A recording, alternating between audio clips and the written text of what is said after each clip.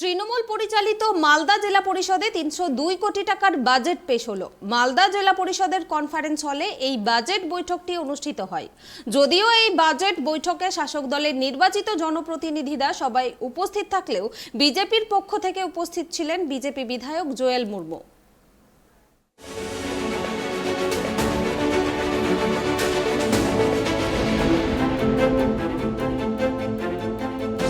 তৃণমূল পরিচালিত মালদা জেলা পরিষদে অনুষ্ঠিত হয় বাজেট বৈঠক। এদিনের বাজেট বৈঠকে উপস্থিত হয়েছিলেন জেলা পরিষদের নির্বাহী আধিকারিক তথা অতিরিক্ত জেলাশাসক জামিল ফাতেমা জেবা, মালদা জেলা পরিষদের সভাধিপতি এটিএম রফিকুল হোসেন, সহকারী সভাধিপতি চন্দনা সরকার সহ প্রশাসনের কর্তারা। এছাড়া উপস্থিত ছিলেন জেলা পরিষদের তৃণমূল দলের নির্বাচিত জনপ্রতিনিধি, কর্মাধ্যক্ষ এবং বিধায়কেরা। এদিনের বাজেট বৈঠকে রাস্তাশ্রী প্রকল্পের বেশি করে জোর দেওয়ার কথা বলা হয়েছে। জেলা পরিষদের বাজেট বৈঠকে 2023-24 অর্থবর্ষে ৩০২ কোটি টাকা বাজেট খাতে পেশ করা হয়েছে।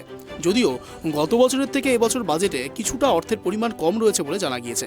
তবে গত বছর অর্থাৎ 2022-23 এবং 2023-24 অর্থবর্ষের বাজেটের টাকার অঙ্ক কাছে পিঠে রয়েছে বলে জানিয়েছেন মালদা জেলা পরিষদের সভাধিপতি এটিএম রফিকুল হোসেন।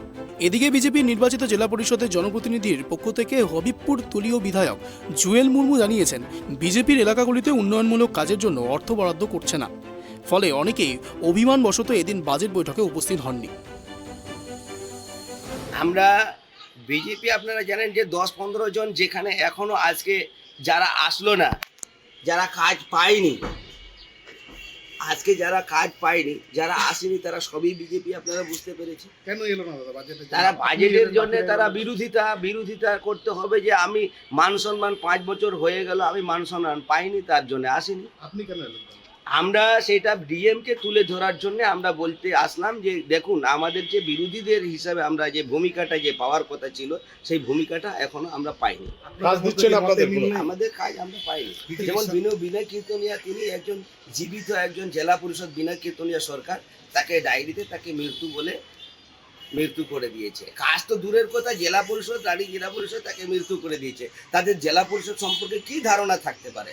বিজেপিতে সমন্বয় অভাব আছে, আপনারা এলেন, কিছুজন এলো না। সমন্বয় আমাদের আলোচনা করেই আমরা এসেছি। তাদেরকে বলেছি আমাদের কিছু হবে না। আমাদের দেখুন, আমাদের যেখানে মান সম্মান পাওয়া যাবে না, সেখানে এসে কি লাভ হবে? আমি বিরোধী দল হিসাবে যেহেতু আছি, বিরোধী দলনেতা হিসাবে আছি, ডিএমকে কথা বলার জন্য আসছিলাম, প্রতিবাদ জানার জন্য এসেছিলাম। এটাই হচ্ছে, আমরা বিরোধী করার মানুষ, ডিএম আসে। মালদা জেলা পরিষদের সভাধিপতি এটিএম রফিকুল হোসেন বলেন, বিজেপির বিধায়কের অভিযোগ সম্পূর্ণ ভিত্তিহীন।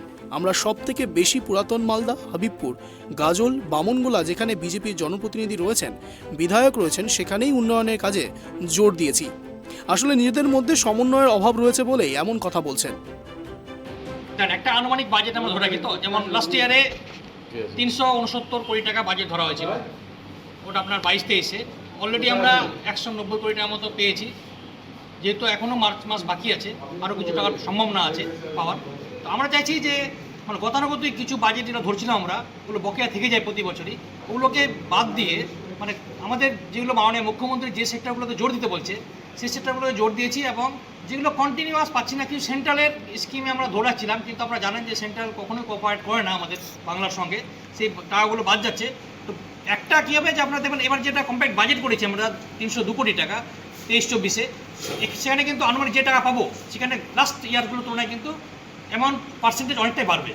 এটা হতে পারে না, কেন আমি বিগত দিনে বলবো না, কারেন্টলি যেটা ধরেন যে রাস্তাশ্রীতেই আপনি দেখবেন যে জেলার যে বিভিন্ন ব্লকে যে স্যাংশনগুলো এসছে, সেখানে কিন্তু আমাদের বিরোধী মেনলি হাবিবপুর, বামনগোলা, গাজল, অলমালদার কিছু পার্টি আছে, কিন্তু সে ডিস্ট্রিবিউশনটা কিন্তু ইকুয়ালি আছে প্রত্যেকটা ব্লকে।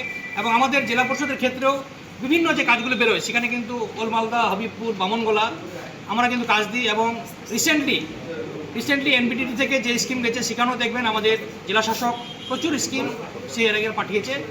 এবং বিরোধী দেখেন আমাদের হাবিবপুর পঞ্চায়েত সমিতি আছে, সেখানে স্টেট ফিনান্স কমিশন বলেন বা আদার সেক্টরে বলেন, টাকা কিন্তু ইকুয়ালি আসে। মালদা জেলা পরিষদের সভাধিপতি এটিএম রফিকুল হোসেন আরও বলেন, গত বছর 2022-23 অর্থবর্ষে 369 কোটি টাকার বাজেট পেশ করা হয়েছিল। এখনও পর্যন্ত 190 কোটি টাকা আমরা পেয়েছি, যদিও মার্চ মাস বাকি আছে। আশা করি তার আগেই বাকি অর্থ উন্নয়নমূলক কাজের জন্য বরাদ্দ হবে। তবে সেন্ট্রালের কিছু স্কিমের কাজের টাকা এখনও মেলেনি। এদিন 302 কোটি টাকার বাজেট পেশ করা হয়েছে, যাতে শিক্ষা, স্বাস্থ্য, রাস্তার ওপর উন্নয়নমূলক কাজে বেশি করে জোর দেওয়া হয়েছে। Bureau report, tribe TV.